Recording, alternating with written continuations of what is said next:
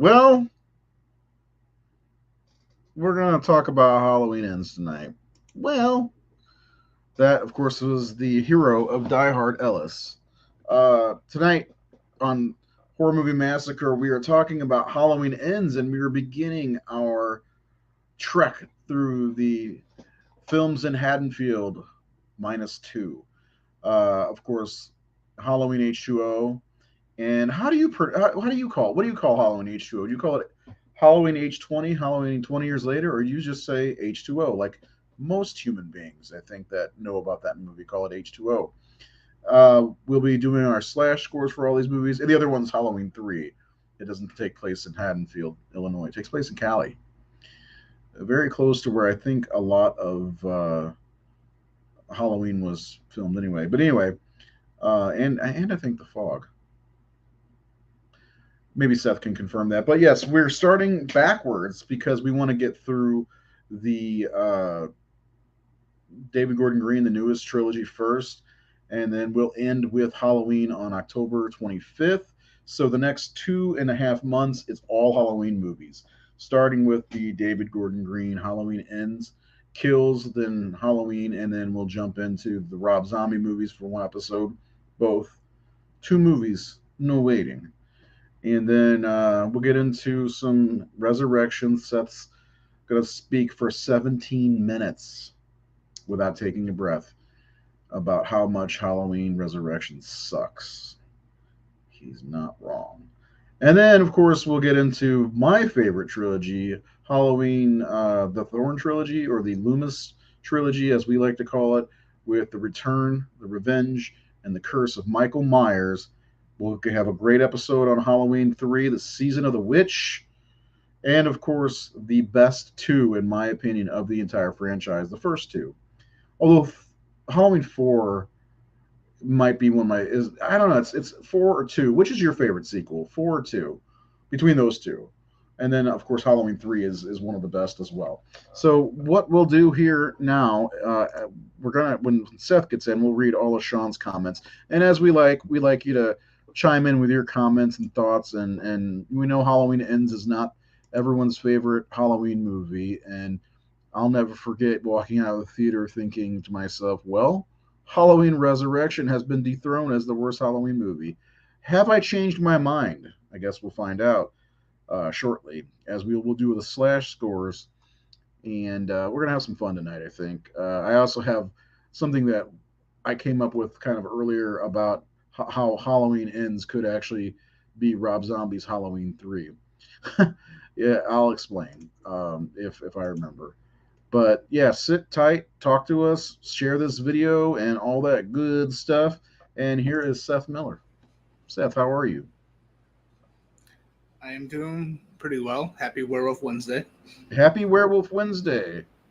Check out the song The Howling. If I could share that, like, I don't know how Keith shares videos, but if I could have shared that, just the video on our Facebook page, I would have done it, because that's such a inspiring song. Am I wrong? It's wonderful. It is. Of course, Seth did an article called, what again? The newest one? Metal Beast something? Oh, yeah, I did a review for Project Metal Beast from 1995. Yeah. And then actually, I just finished watching last night a brand new werewolf movie. It's my 91st. 91. And I just finished a review for that I submitted to the page. So check What's that it called? Wolf Hollow. I don't know. Not to be confused with the Wolf of Snow Hollow. Right. And that is going to, that's a highlight right there. Seth has seen 91 werewolf films. He's making his way to 100 to do an overall top 100. And for all you Paul Naschy fans, don't worry, he's going to have them in there. Some of them, anyway. Some of them. So we'll keep the ticker going. So when you get to 92, every time we do a show, we'll keep that updated. Seth has seen 92 werewolf films. Yeah. Anyway, so what I think before we get going, I think everybody should go ahead and hit that like button if you're on Facebook. If you're on YouTube, we haven't said this in the last few shows. Hit the subscribe button because you love us. Come on, freshmen, you love us. And we'll get started talking about Halloween Ends, and should be fun. We're gonna. How excited on a scale of 1 to 10 are you to talk about the Halloween franchise? Very excited. I've been looking forward to this series of horror movie massacre conversations because I love the Halloween franchise, and there are films that I know very, very well, and should make for fun conversation. I think so too. The only thing I have to say about the first one is, well, it looks like he's saying. I know he's not saying well. He's saying. I think he's saying "booby" right there. But you gotta Hey, love Booby, that. I'm your white knight. Your white knight. I still like the scene where he's like, show him the watch. Like get the fuck out of here, Ellis. Everybody else is like, I mean, let her be with her husband. So of course, as every show starts off, we've got a fucking butt ton of comments from Sean Sheridan, and I get it because Sean, it's like 3 in the morning for him, so he's got to get his say in. So let's go through those real fast and look at everybody else's. Halloween Ends is fun, decent, but flawed movie. Oh. I enjoy the new direction they go in and Corey as a character, but that story should have been a movie its own. I agree, its own movie. Um, this movie should have been Laurie versus Michael for the whole movie. I don't know how that would work. Uh, Maybe like a love story where they have like a midway through where they're like loving each other, then all of a sudden they hate each other again, and then Laurie pins him down with a fucking refrigerator. Um, Instead, you get Spider-Man 3. Good ideas, but too many in one movie, and not enough time to breathe. Giving you an overstuffed mess in some ways, with too many storylines for one movie. It felt like a TV show to me in parts, like especially the first two acts. It felt like it could have been a series of some kind. 3 out of 5. That's not too bad. That's pretty close to what we did. The Jason Goes to Hell of Halloween better than that movie, although Jason Goes to Hell. Michael Myers Goes to the Shredder is better than several most Friday the 13th movies aren't that great. Let's be honest. Jody laughs at something I said. Halloween 4 is his favorite sequel. Fantastic. I already saw that one. I'd have liked some adjustments to make Laurie survive Resurrection and Halloween 2018 continue that timeline. If Laurie died in that opening scene, then it would have made sense for it to be discussed on that Dangertainment webcast, especially the hosts to boost ratings. Yeah, it was never really talked about after that in Resurrection. Don't worry, we're going to have a great Resurrection episode. It's going to be one of the best episodes we've ever done. Uh, Seth, seriously, 17 minutes without taking a breath. I guarantee it. I love the Friday the 13th franchise too, but let's face it, they're just popcorn movies. There's no depth to any of them really. Um, no, that's not true. There's some depth to the fourth and sixth movie, I think. Wouldn't you say? Yeah. So, yeah, yeah, for sure too. Also, so Seth, why don't you tell us what Halloween Ends? What's going on in this movie?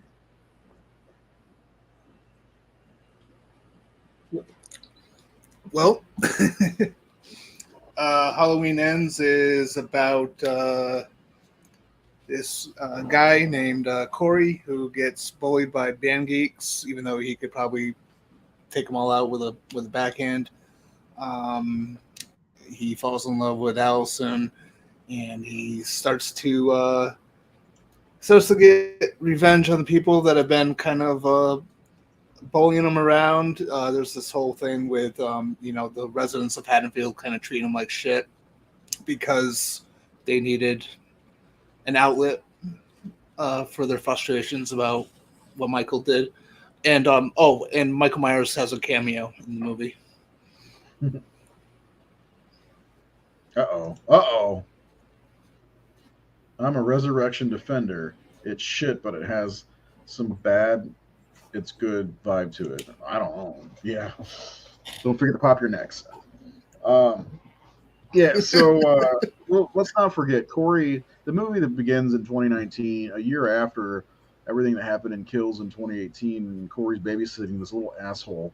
And the kid locks him in some kind of closet, bullying him. And when Corey opens, first of all, who the fuck in their right fucking mind of a 3-person family has that big of a house with a staircase that goes up like that? That's stupid for 3 people to have a house like that, especially with a young kid. That's ignorant. I hate that. Right away, I hate that. Anyway, so Corey knocks the kid down all the way down and he dies. Right as the parents walk in, of course. It's very convenient. I really hate that, by the way, is that fucking house. That makes no sense to me that somebody in Haddonfield would have a house like that. I mean, come on.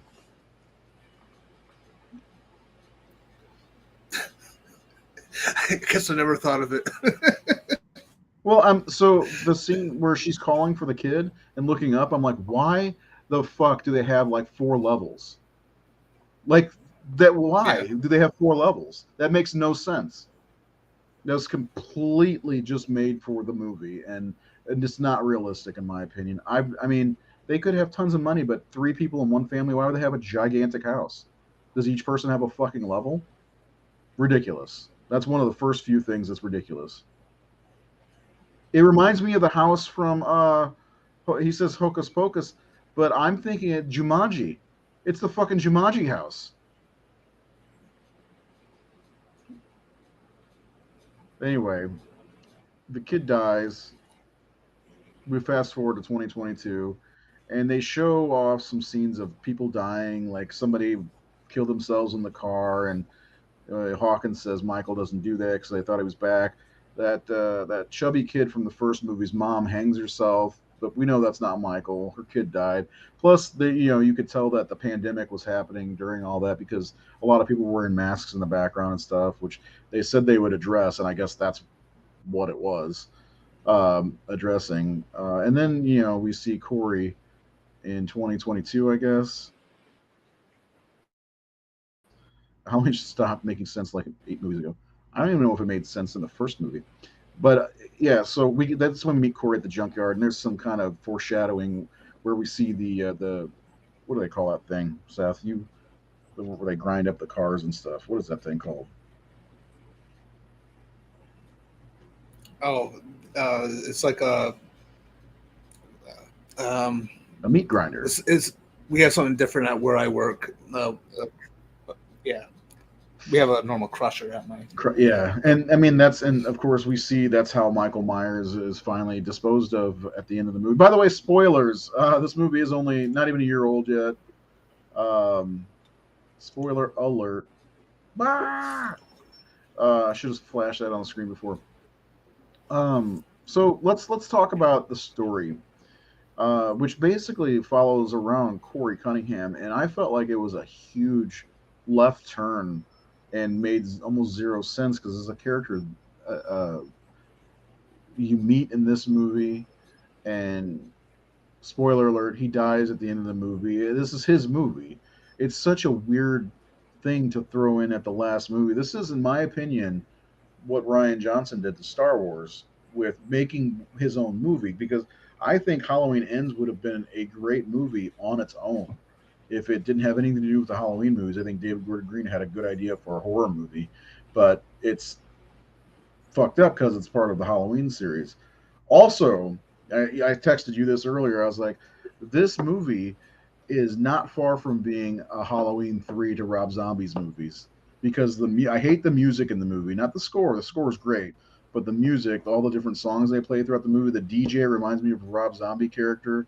But if you replace Allison with was Taylor Scout Compton and replace Laurie with Brad Dourif, there's your Halloween 3 from Rob Zombie. I feel like it could have been that could have been the Rob Zombie third movie. Uh, but You anyway, know what? And it would have made sense for like a sequel to Rob Zombies. especially with Corey's character, his whole arc, and Yeah, in a way that everyone in Haddonfield's an asshole. It's like straight out of Rob Zombie's. yeah, I think so. That's what it reminds me of, is a Rob Zombie movie, and not that that's a bad thing. It's just it doesn't fit. It really doesn't fit with Kills. I think they shot themselves in the foot with making Kills and Halloween 2018 on the same night, and now like the cut that I see, if I want to watch it, the Blu-ray is her walking out of the hospital like she's gonna go kick some ass, Lori, and that's not the ending we got in the theater, so it's kind of confusing. It'd be cool to have if Lindsay had more screens. I don't know what she'd do though, but I'd rather she be a background character than end up dying like the other OGs. Poor Nurse Marion couldn't get a break. Nope, she dies twice. So tell me, Seth, some of the things that Like it's so much more satisfying in H2O. her death. Yeah, I mean, just Yeah, Marion's character in general. I just felt like it was I can't, handled better in I H2O. can't wait to talk about H2O. That movie's a fucking mess too. It's like here, like in well, we'll get into Kills next week, but just like her whole thing of this is for Dr. Loomis, and then like the guns blank. It's like, well, you just fucking threw that character away. Yeah, yeah, I agree. But let me ask you some of the things that as we do here, some of the things that don't work for you in this one. I want to go with don't work first because I've already talked about some of the things that don't work for me. But like overall, some of the things that don't work for you, and anybody watching, please go ahead and comment with the same answers, not the same answers, but your answers. Well, I mean, just as we've talked about it before, but as the final chapter of a trilogy, um, one of the things, because as mentioned before, I had that knee-jerk reaction when I walked out of the theater after seeing this, and I was really hoping for a consistent trilogy. The first two flowed pretty well together, and I was hoping for something similar where, it would feel like a complete trilogy, and for some reason it just wasn't. It was its own, like it was part final chapter within the last like 20 minutes, but everything else, it was like its own individual sequel. So it didn't really work. I think even though the movie has good ideas in it, has good elements, I think the dialogue and characters are much better in this than say Kills, right? Because Kills, as much as I do like it, had a terrible script, and there's elements to this movie that I really like, but it felt they just feel wrong for this particular story, for this particular trilogy, and yeah, it's just I think the big thing that doesn't work for me is just the lack of consistency between the three films. Like I find with each film being different from one another. I kind of appreciate that David Gordon Green did that. He was able to make a trilogy of films without repeating himself. Like each film feels different from one another. But at the same time, there needed to be something a little bit more cohesive, in my opinion. And another thing that didn't work is I didn't like Laurie Strode in this one for some reason.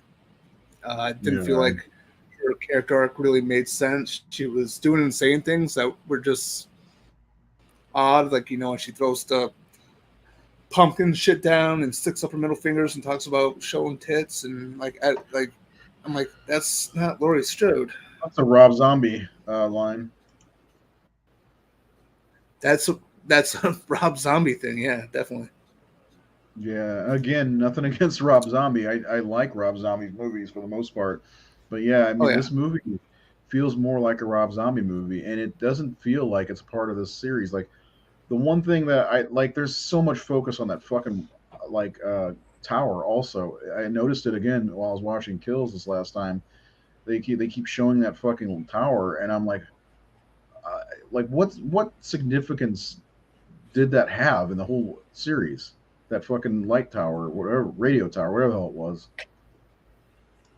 It didn't have any. And here's another thing that The didn't work for backgrounds of me so with many this movie shots. Do is, what?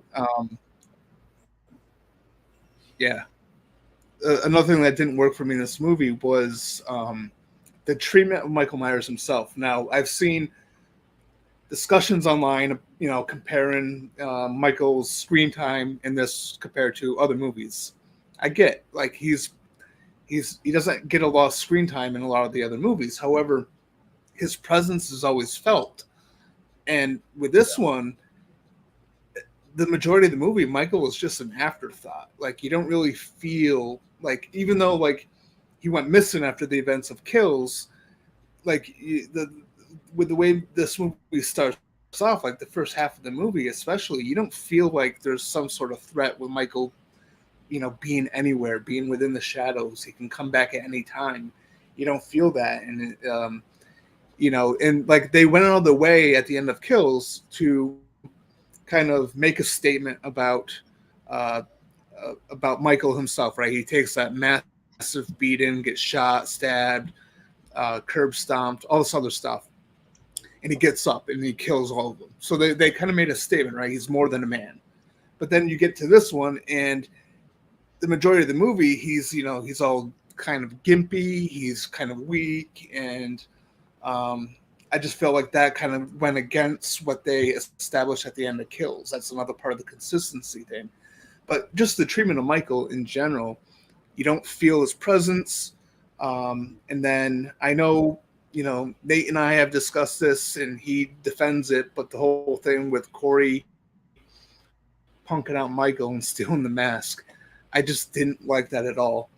Honestly, I would have preferred if the Corey Cunningham character, uh, maybe not that stupid scarecrow mask, but if he had his own mask, if he had his own identity, he was his own killer doing his own thing, and then Michael's there as a separate force, like, Mm-hmm. I don't know. Because I did like the scene where, like, they kind of work together at the doctor's house. I thought that was a really cool scene.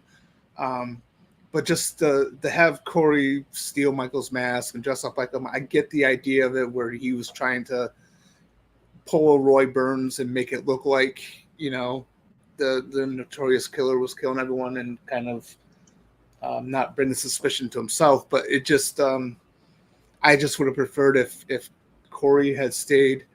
The idea of Corey becoming a killer is fine, but keep him as a separate entity. Don't have him steal Michael's mask from Michael Myers of all people, and do all that.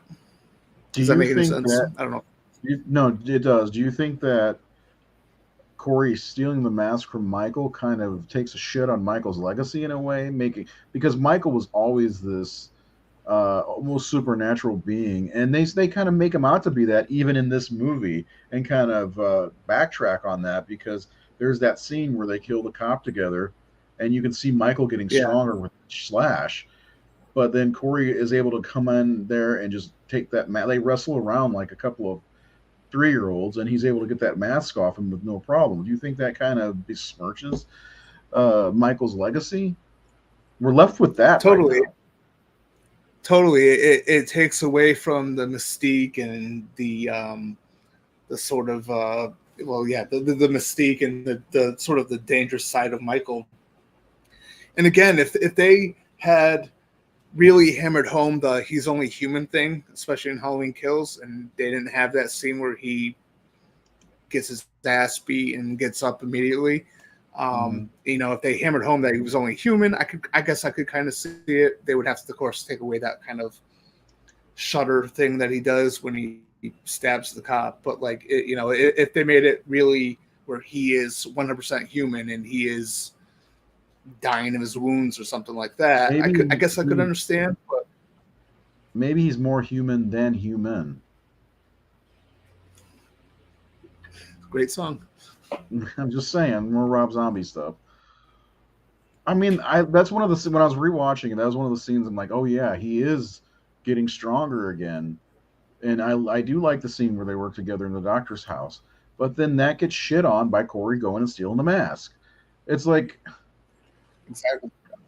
I get it that he wants to go and be as Michael Myers, and also they did this thing where there was like a almost like a transfer of evil from Michael to Corey, and it felt like it was going to be a like I thought it was going to be a passing of the torch type of movie, and honestly, I thought he was going to kill Laurie and Allison both, and then maybe we'd get another movie with Corey as Michael Myers, but everybody would call it The Legend of Michael Myers or something like that.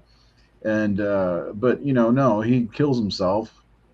Like this movie is so I feel like there's a good movie in this movie, but I can't.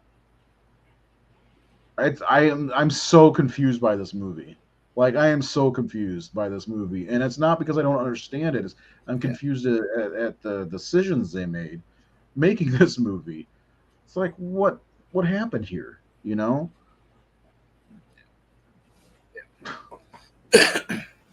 I've seen it 3 times now, and I know it is a good looking movie. It's shot well. The score is very good. All this different stuff. But like the insufferable band geeks take like bullying a I hate fucking it. grown man.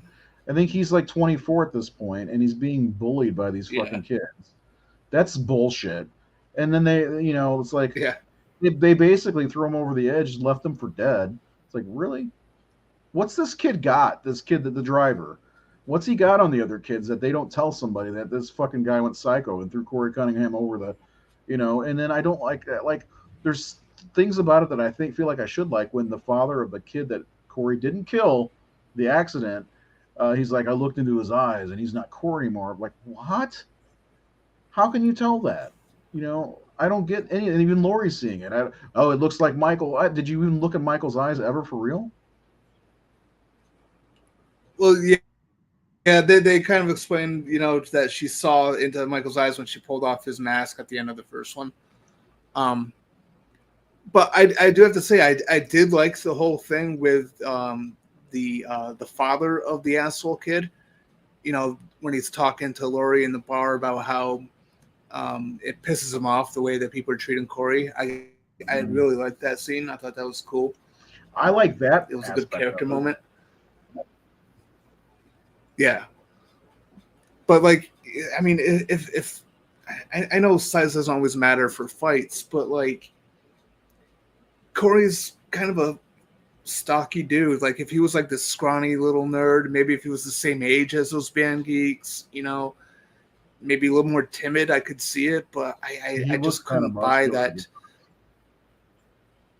Yeah, like he just doesn't look like someone who's going to get beat up by a kid with a mullet. Mm-mm. Yeah, and I don't like, and he of course handily takes them out with no problem after he puts the mask on. And by the way, one of the things I gotta Yeah, say, that mask had to smell awful. That I mean, there's no way that mask smelled any good. And one of my biggest questions, I think I answered it finally. How did Michael survive over those 3 4 years from the pandemic? First of all, he was masked up all the time. Second of all, there's a McDonald's in the distance, so he may have gotten some scraps from McDonald's. Not bad, Big Macs all day. Uh, he could have went into the facility, washed his hands. yep, and nobody would have known any better. Um, yeah, I mean, there's a lot of weird things about this movie. I still say the love story is about as believable as Anakin and Padme from Attack of the Clones. I could be wrong, but I think Anakin and Padme had a more believable love story. Uh, and I don't know about that. yeah, I know, no, I'm joking. But like you said, Lori, like I get that she's trying to put her demons from the past away, and I know that is a couple years later. But Christ, she lost her daughter, her son-in-law, who I don't know if they even liked each other, and then that which left her granddaughter an orphan, and people in town are still talking shit to her, like she's the one who brought Michael to Haddonfield. When we learned that she had nothing to do with that, it's just Michael needed to go look out his fucking window, which was dumb, by the way. Like, this is not a good trilogy, in my opinion, overall, because they made weird decisions in each movie, and that whole looking out the window thing. We'll talk about kills next week, but that was weird. Like he's just trying to get back to his window. Like would Laurie's daughter have died if she wasn't standing in front of his window? Weird. Yeah.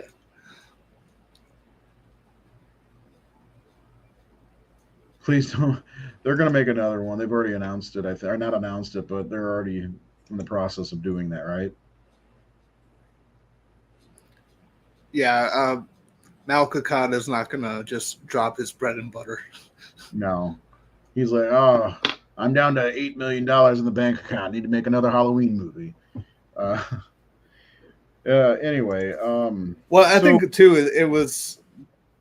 Yeah. No, go ahead. Go ahead. Go ahead.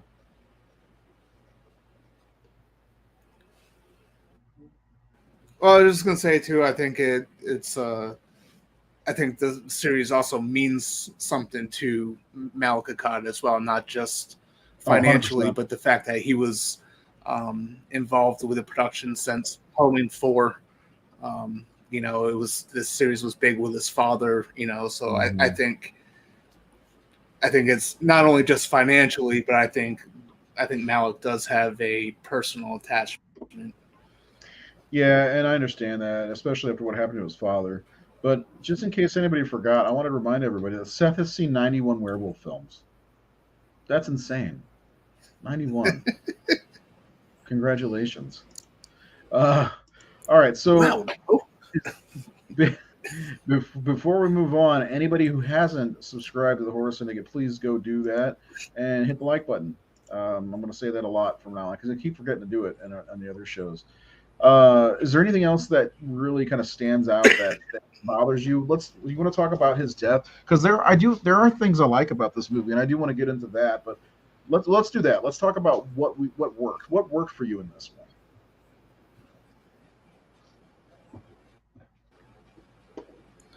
Well, 100% John Carpenter. Well, the score from Carpenter, and Davies, composers at law.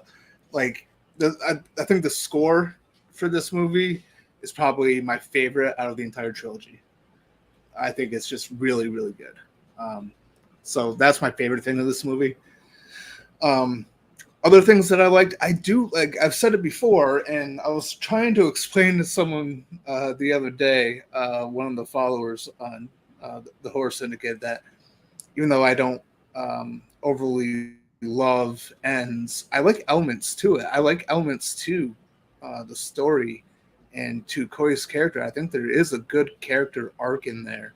And I think Rohan Campbell, I know you don't like his face, I thought he was just really good in the role. I thought he always looks like he's making duck lips.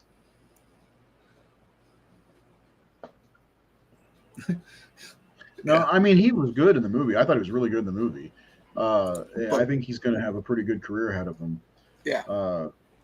You know who I could see him playing and doing very well, in not the same role, but he could be the Riddler. I think he could do that. I don't know why, but when I was watching this time, I was like, he could be a good Riddler. Something about him. What worked for Hewitt Sawyer? Cunningham. Yeah. That worked. Missed opportunity. They never called him that in the movie. They should have. I know that's. I mean, there's a lot of Christine kind of. They do a lot of Christine stuff in this movie, and it felt a little bit like Christine. So yeah. Hewitt Sawyer, love the name, by the way. You missed our. We went through all the Texas Chainsaw Massacre movies recently. You missed it, but you can go back and watch them on YouTube. Yeah, so I do like Corey in this for the most part. Not like him, but I like where his arc was going. But like, as much as I don't like passing of the torches, to like Indiana Jones to Mutt from the fourth movie or whatever, I kind of wouldn't have mind seeing that because the Michael Myers Halloween train, it probably does need to come to an end at some point. And I'm hoping with the next sequel, prequel, whatever the fuck we're getting, I hope it diverts from what we always see. I'd like to follow another character because this is the first time we followed another character that wasn't a Laurie Strode or somebody related to Laurie, because, and that's the other thing. What's the point of having Laurie in the whole thing if the fucking she's not related anymore? I still hate that. I still hate that they took that away. But like, I think Loomis is the proper person to follow in the next movie. I think they'll do if they should do a sequel set in 1981. That's what I'm thinking. But oh man, I started. Oh man, I was gonna send this to you guys. I started writing like a detailed treatment for a trilogy of Halloween movies. One is set in '83, the other set in like '85, the other set in '87. I gotta finish that and send it to you. why those years? But specific reasons you'll see when you read it. Is it because the Halloween movies were inactive in those years? Well, not necessarily, because like my approach is kind of similar, where I follow only the first one. I don't try to fit it into the continuity of before, but there are specific reasons why I chose those years. And yeah, I'll have to send it to you. Okay, yeah, I'm looking forward to. I like your ideas. You got a great mind for, especially the Halloween series. I think that the big mistake here was doing a Halloween movie and using Laurie Strode again. When I think they need to stop going into the future. I think Halloween works better, because my favorite part of this whole trilogy was the flashback to the night of Halloween. Yeah, Yeah. and I that made me like, I need more Loomis. There's a way to do it. Let's figure that out. Let's do a movie with Loomis. The other thing is, I think Kills and Halloween 2018 should have been one movie, and then they could have done this. But like, I just, another disjointed trilogy. Halloween ends.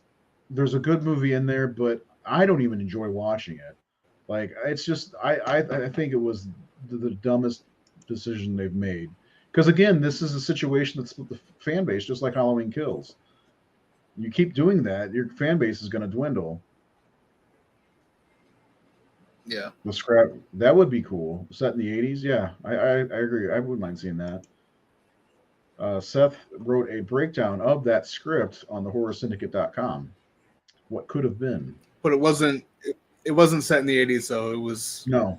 modern Wasn't it time. set in like 2016 or something like that?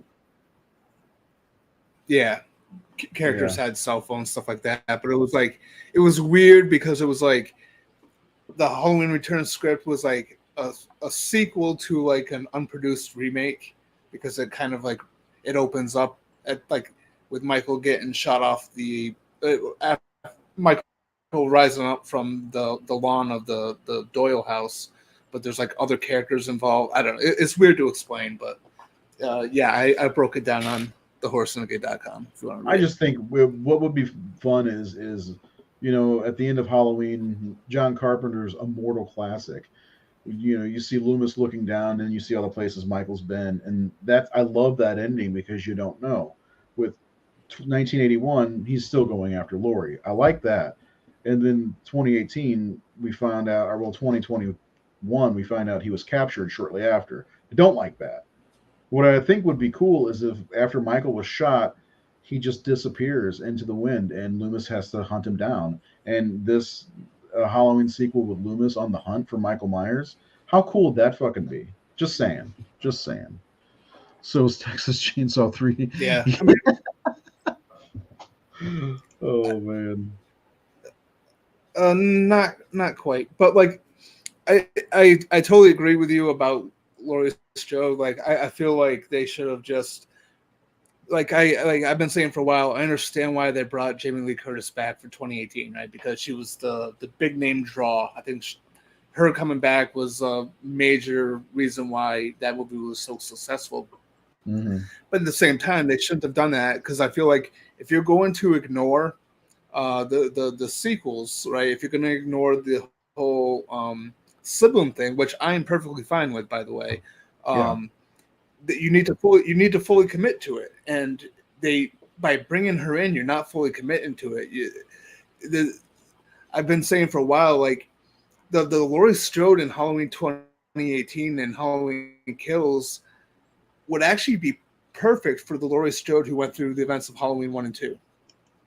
You know, Yes, and 100%. literally, Yeah. if you do that, Halloween 2 is really the origin story of how she became so obsessed with guns, right? Because Dr. Loomis goes to hand her a gun. Yep. She shakes her head no. She finally picks it up. She shoots him in both eyes. And you could say that she got some comfort out of that. And ever since then, she's been collecting guns to protect herself. Like they should have just fully committed to their idea, focused on a whole new character. Allison doesn't like you could still have Allison, you could still have Karen. You don't need them to be related to the Laurie. But you could still have Corey just my also. personal opinion. They could just you could have Corey and like because I mean the whole idea of the original film, right? Because Carpenter did not set up a sequel. I don't care what any loser on the internet says. If you watch his films, he's not a sequel guy. Nope. He's only directed one sequel. It's as open-ended as any other John Carpenter movie. Right. It's as open-ended as any other John Carpenter movie, but like the whole idea of the original is that Laurie was, in the wrong place at the wrong time. And that's how a lot of real life, crimes happen. Someone is out in the parking lot. You see someone coming out of a grocery store. They follow him, kidnap him, whatever. And that's I think scarier than the whole sibling thing. But yeah, they should have just went back to that formula of wrong person or wrong place, wrong time, and all that. Yeah, and there's a couple things I feel like that could be.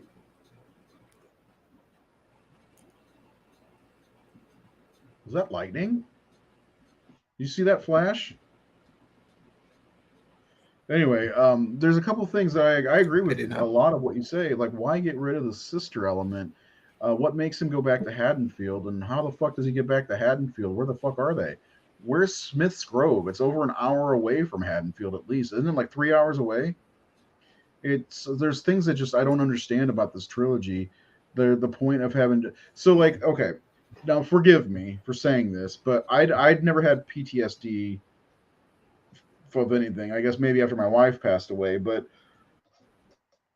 she basically was only, in the company of Michael Myers for minutes. And sure, it was scary and whatever, but like more shit happened to her in Halloween 2 that could make her even more and more scared of Michael Myers, in my opinion. I like the way she was dealt with in H2. I don't like H2O almost at all, but I like the way the PTSD was dealt with in H2O better than I like the way it's dealt with in this. She becomes a survivor person who has unlimited funds, by the way. I keep trying to figure out where the fuck she gets all this money from. But like, it just I don't feel like it fit the character. Like, why 40 years later, why would she be hanging on to that? She lost her daughter over this. She probably, ran through a few men, and apparently not one of them was Ben Tramer. So, it's just like I don't understand why they have that throwaway line. That her brother, like, or whatever it was? It's like, just fucking keep that in there because it makes more sense to me. Yes. I mean, they could have just as easily. They could have just as easily done a throwaway line because, I mean, technically speaking, with Halloween Resurrection, you don't really see her die. It's just assumed, and it's never really mentioned in the rest of the movie. So, I mean, you could just do a throwaway line. You don't have to follow the continuity of Resurrection. You just say, hey, 20 years ago, he came after me again, and, I almost died, and I survived again, blah, blah, blah. I don't know. Like, yeah. This has to cover us up completely, so. David Gordon Green took Halloween, stripped all the stupid ideas away, placed him in a realist world in the realist world he could, and he invokes some of the most powerful, motivating factors that simply haven't been done correctly before: psychological trauma and time. Michael didn't come back this time. He was brought back by Certain, that's true, in a vain attempt to Hmm. apply the only knowledge available to him, us. Lori matters, but she doesn't. He just like, yeah, that's right. That's 100% right. Did it cut off? Hold on. It brought us but Lori, but it just stops at but Lori. So I don't know if there was Yeah. more for him to say or what. You reached your character limit. She was Sarah Connor ripoff, yes. But yeah, like I'm never gonna understand why what the point was. Was it just because John Carpenter didn't like the sister aspect? Is that why? Because he was brought back on board as a producer or whatever? Like I just don't understand why Sartain thought Lori was so important. It would have made more sense to take him to Lori if that was they were siblings. The sibling that I think this is going to be a debate that's going to be alive forever in the Halloween community.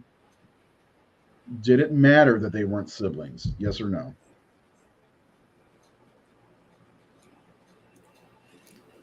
Well, I mean, for the context of this of this trilogy, I don't think it would have mattered if they were. On a personal level, you know, I kind of prefer if they weren't. Like, I mean, I love Halloween 2 a lot. That whole reveal really had no impact on the movie whatsoever. Laurie never finds out in that movie.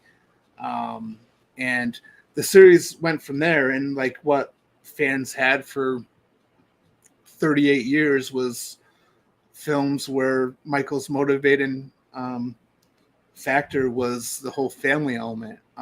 So I Mm, kind of like the idea of kind of going back to basics, stripping that away, because I feel like the Michael that we got in the first movie was much scarier, just being a sort of a enigma. You know, he's a hmm complete mystery, and I like that. And um, as I'll always have my Halloween movies, so if I want to go back to 1, 2, 4, 5, 6, I can, and I will. I think it is time to drop the whole family thing. Um, but I think again, it's they got time to to really drop commit Lori's to it throat because altogether. oh, totally, like just be done with that character. No more Laurie Strode in the Halloween Yeah. movies. Find a new character. I don't want them to do another remake. No. You could just do. I mean, Halloween should be the nexus Michael point, got and then spawn off that, right? yeah, yeah. No more Michael remakes. gets away. He gets shot off the balcony of the Doyle house. He gets away. Where is he? No one knows. And Loomis is chasing leads. I mean, there's all kinds of things they could do with the series without having Haddonfield. They don't need Haddonfield. They don't. They don't need Laurie at all, in my opinion. Because my favorite, two of my favorite Halloween movies. One of them, I mean, it's his niece, but it doesn't even have Laurie in it. Carpenter is talking crap. You can't hate the sister angle when you wrote it. Well, he was drunk and probably high on cocaine or Well, something. well, that's the thing. He didn't want to do Halloween 2. Like what happened there was uh, Carpenter, because of the success of Halloween, he he became big, right? And so studios were coming at him. He made a Yeah. deal with the EFCO embassy for The Fog. Meanwhile, Yes. apparently he had a verbal agreement with Erwin Yablans for The Fog, and so Yablans was gonna sue him. So he made a choice: either help us with Halloween 2, or I'll take you to court for violating our deal. And so Carpenter reluctantly stuck around and co-wrote the script for Halloween 2, which he didn't want to do. He felt like it was ruining what he did. Again, Carpenter's not a sequel guy, right? Which is why there's only one sequel under his belt. And Escape from he L.A. he, he it felt By the like way. yeah, and he felt like he got stuck on why Michael will be still continuing to go after Laurie. So he just kind of drunkenly put that in again. And this is like not too long after Empire Strikes Back. There's that big reveal of spoiler alert. Anakin is Luke's dad, but like So Carpenter was reluctantly involved with Halloween 2, and of course his whole idea too was to kill off Michael, bring that story to an end, and then continue on. He wanted to stick with Halloween as a producer, and do different types of stories to move forward. And he was involved initially with an earlier draft of Halloween 4, but he just didn't agree with it, and then he left again. But I think it's fair for Carpenter to talk shit about the whole sibling thing, even though he did write it. I mean, he was, again, reluctantly involved with the making of Halloween 2. I wonder how much of that was Deborah Hill, initially. though. I mean, he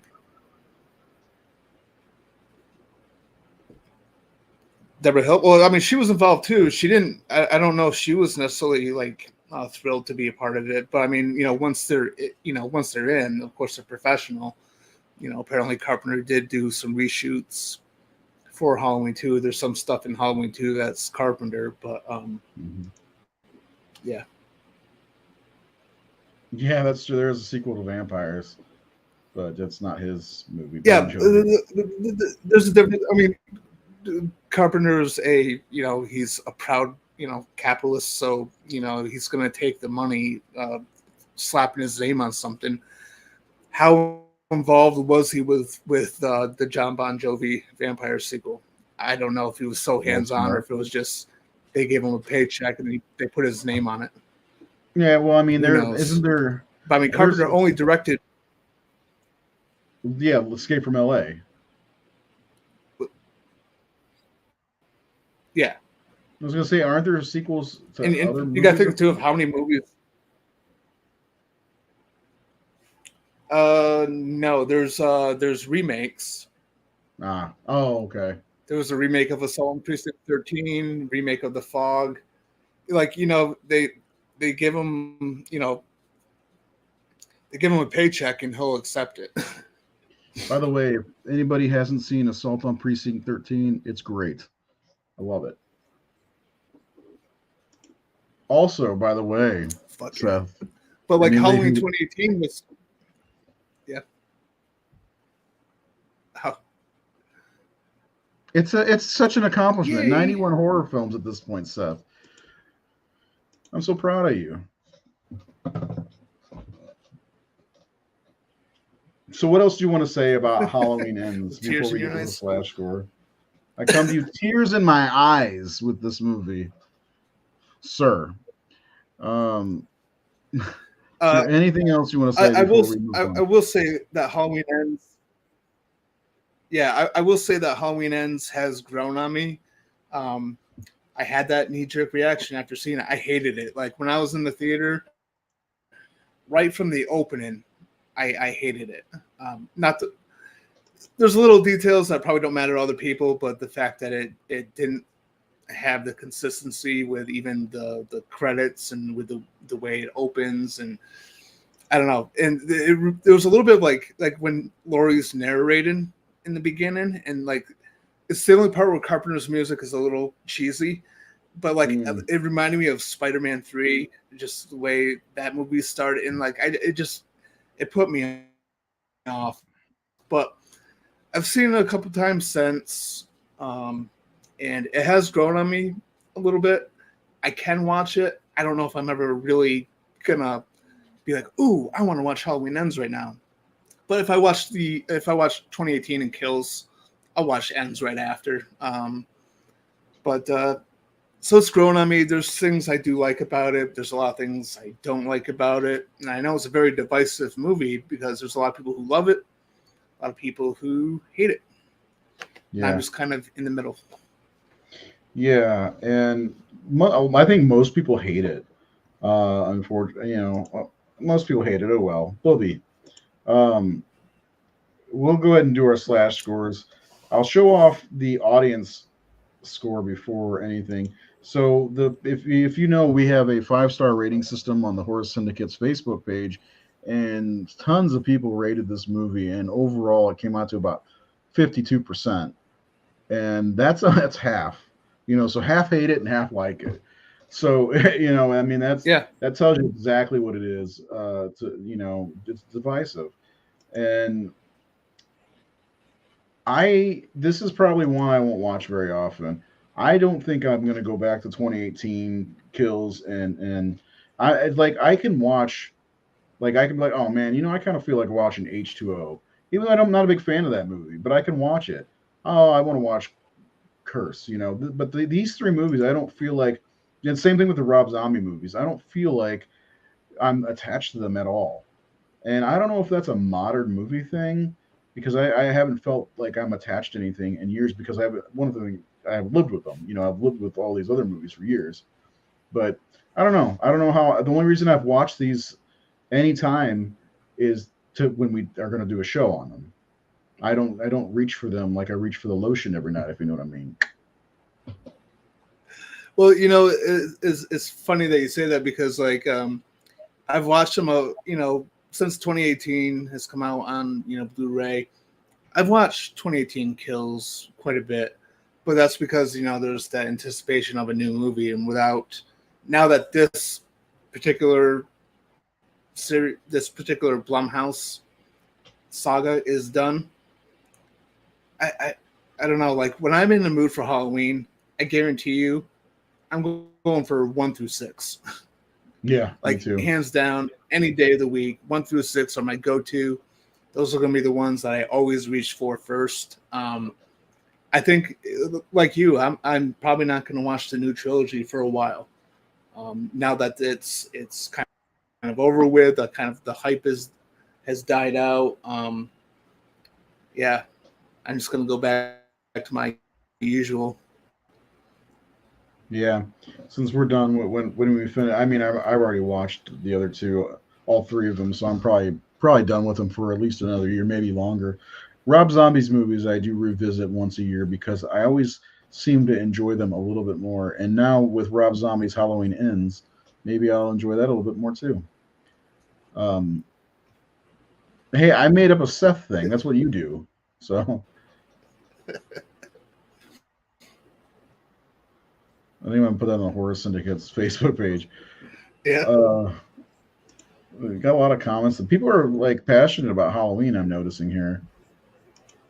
You dudes like H2O. I hate H2O. H2O is garbage. It gets worse by the year. Yeah. It's really fucking bad. I no, I'm not a H2O fan at all. So you don't have to be sorry. You can't tell. I hate it. I hate H2O. I hated it when I saw it. I hate it today. So I only watch it when I need to. You dudes like H2O. He may. I don't. Like Renee I don't mind Rivas. it. I think it's Go ahead.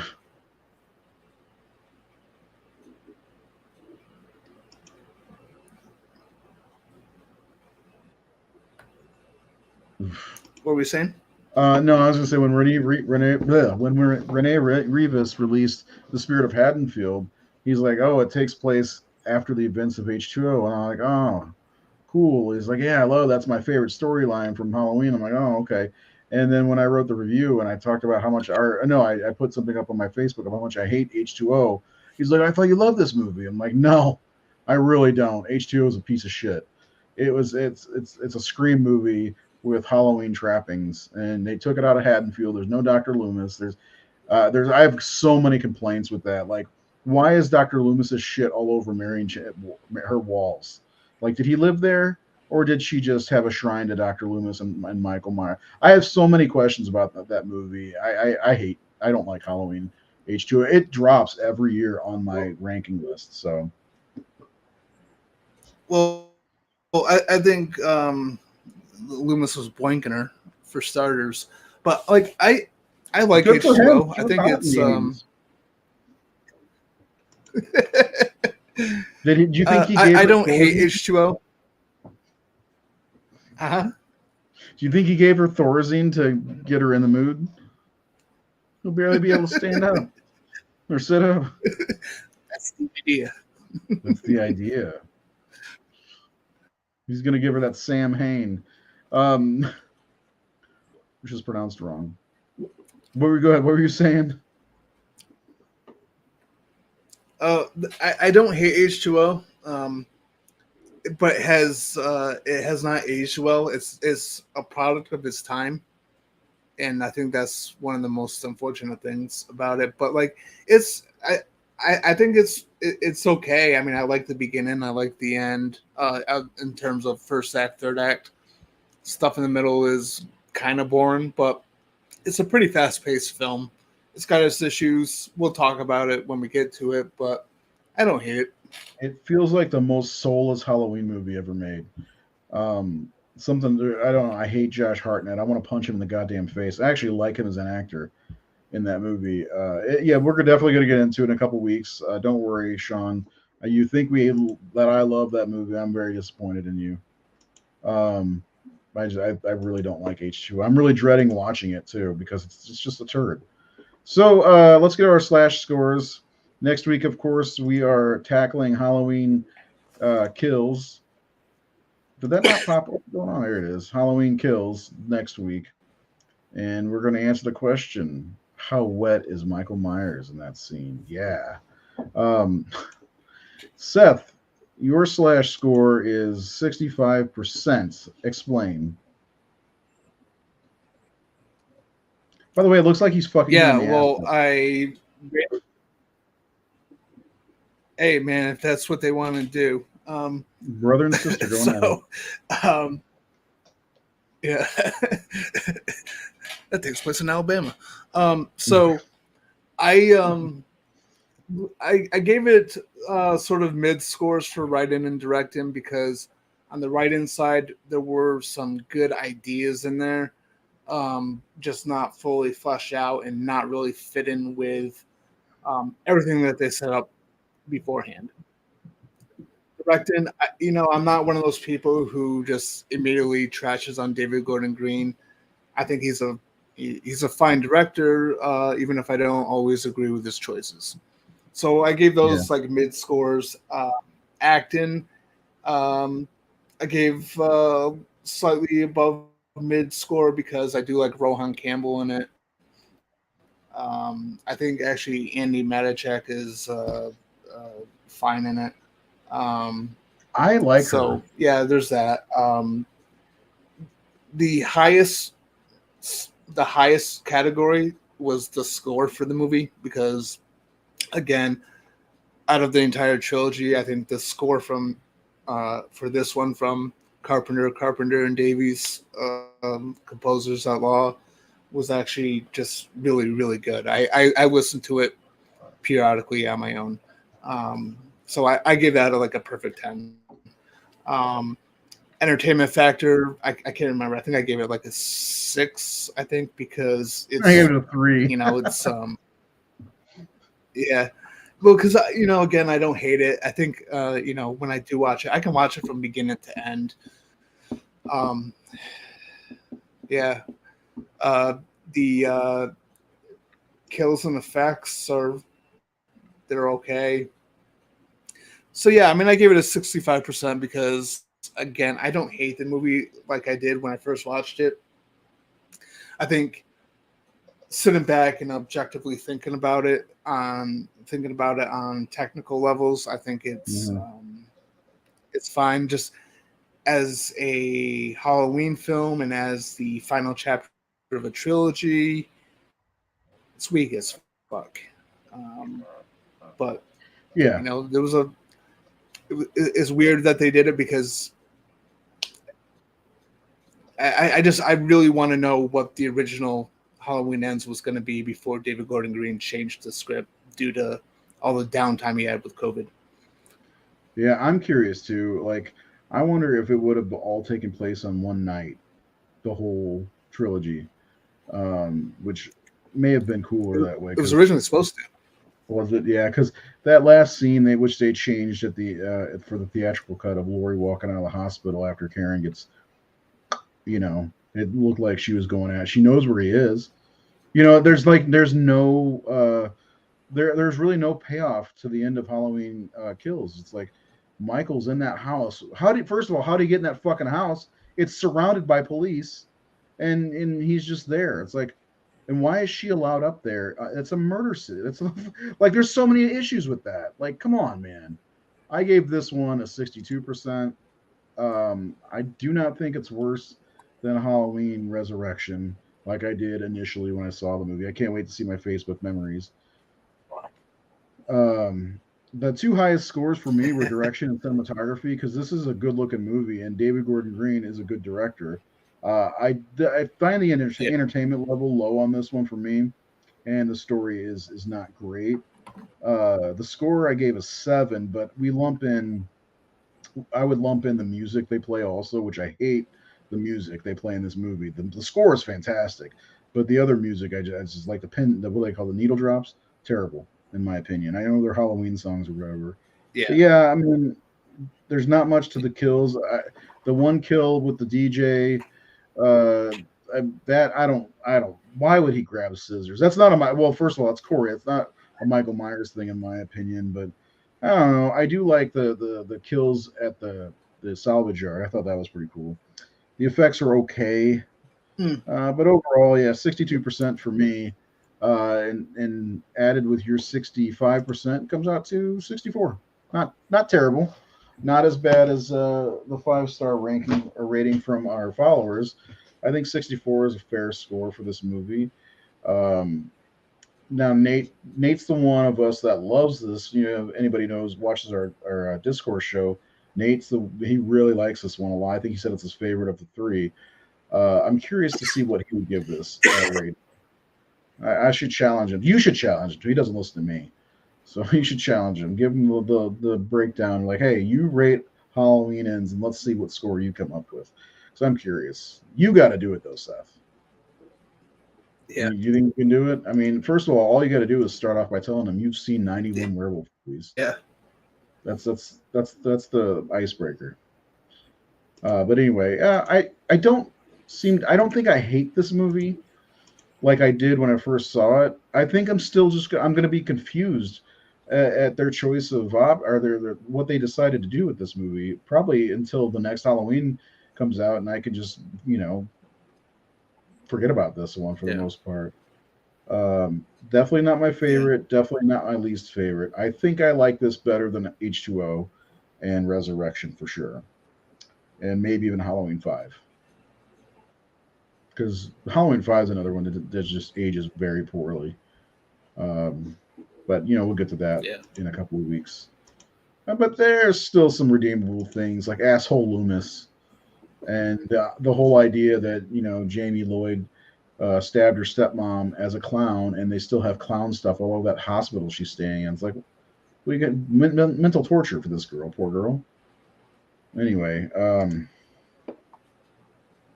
I agree. 2018 is the best of the three. Yeah, it totally is. Yeah. Yeah, and I think that I think sometimes when I watch Kills this time, I remember thinking like there are some things that I like about this, but there are a lot of things I still don't like about it. And Halloween Ends ruins that last scene where Michael gets his power back and starts just slicing throats and killing people.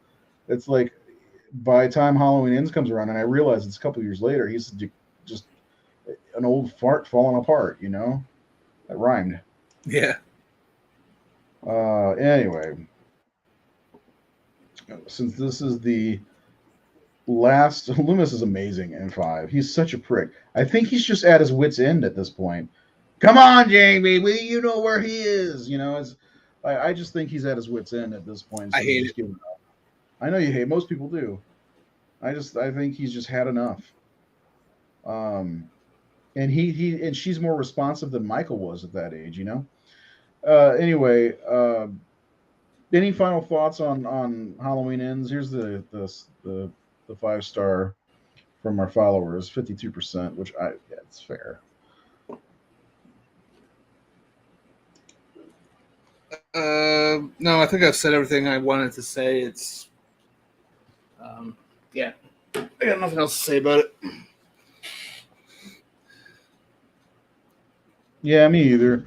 I'm glad that first of all, I want to say thanks to everyone who frickin' sit here and writing us stuff. This is great. I love the interaction. Bring it back next week when we come back and do Halloween Kills because there's a lot to unload with this one as well. And then, so we're doing all this backwards, and then in 3 weeks we're going to be doing the two Rob Zombie movies in one shot, which is weird because there are four versions of those movies, two for each, and we'll kind of talk about which ones we like. Because just like with Halloween 6, we're gonna discuss both. I think the producer's cut and the theatrical. But Oh, I definitely. like, huh? I said, oh, definitely. We have to. Oh yeah, have to. But yeah, I got nothing else to say except for Seth has seen 91 werewolf movies, and we'll throw Ellis on that too. Like what do you expect, buddy? You know, 91 werewolf movies. When's the next one you're gonna watch? Do you know what it is? I added a couple things to my watch list last night, so I got some options. I don't know. I just think he had enough at this point. He knows that girl can talk. He never heard Michael talk. He knew she could talk. Like, open your fucking mouth and talk. He made you stab your stepmother. Rachel is missing. He's eating dogs. It was such a missed opportunity, though, because like Halloween 5 could have literally taken place in Smith's Grove with Jamie locked up, and you could have Michael going after her, like going to Smith's Grove. Like I think that would have been cool. But instead, they just fucked up. They ruined the ending of Halloween 4. They did, yeah. And then they ruined the ending of Halloween 5. No, I don't know. Anyway, that's all we got. Thanks for watching, everyone. Remember, we'll be back next week with some Halloween kills. And hopefully you don't get burnt out on Halloween before we end all this, because Halloween are just fun movies. And after this, are we doing Phantasm? I don't remember. But it's a 4-weeker, whatever it is, we're doing 4 weeks of something. And then going into the Christmas holiday season, we're going to do 4 different movies rather than doing a series. And we've got a list of what they are. And you're going to just blow a load in your shorts, just like Seth just did when he found out we're going to be talking about Halloween movies for the rest of the next 3 months. So, whoop. Yeah. Last couple comments here. Need more good werewolf movies. Seth, tell him 3 good werewolf movies from the last few years.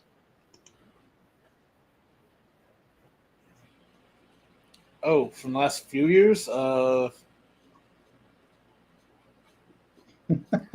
I really want to throw out Late Phases, but that was 2014. Yeah.